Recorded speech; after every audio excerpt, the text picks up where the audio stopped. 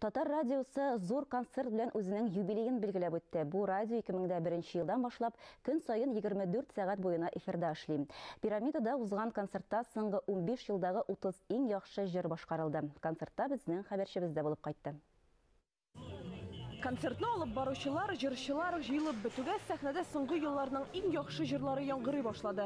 Моннан 15 ел элек беренче тапкыр радио эфирына чыккан һәм әле яңарак кына иҗат эшчәнлеген башлаган җырчыларның кайберләре белән сөйләшеп алдык. Мин 35 ел сәхнәдә булсам да беренче тапкыр чыккан кебек, күзләрем калтырый. Ни дисәң дә бу зур бәйрәм томашасы бит. Минем янәшәмдә шундый хатын-кыз дулкынланам. Концерт Венера Ганиеваның чыгышы белән башланып китте. 105 FM йышлыгында менә 15 ел инде аның популяр җырлары яңгырап тора. Россиянең һәм Татарстанның халык артисты безнең республикадагы музыка сөючеләрдән тыш, башка төбәкләрдә дә яратып тыңлана. Хәзер Татар радиосын Пермь, Тобольск һәм Төмән якларында да тыңларга мөмкин. Хочется пожелать нечто огромного. Зур теләкләр телисе килә. Тыңлаучыларыбыз геометрик прогресс белән артсын иде. 15 лет это уже немалый срок. 15 ел аз вакыт түгел. Тәбрик итәм. Татар радиосына уңышлар телим. Күбрәк яшь талантлар, яңа җырлар булсын.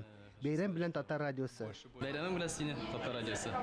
Радионың туган көнен бәйрәм итүгә әзерлекне җәй аенда башлаганнар иде. 15 ел эчендә Татар радиосы зур сәнгатькә, уннарча талантлы яшьләргә юллама бирде.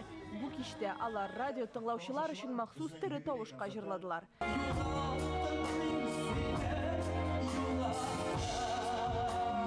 Зилә Гарипова һәм Ленар Хәбибуллин, яңалыклар.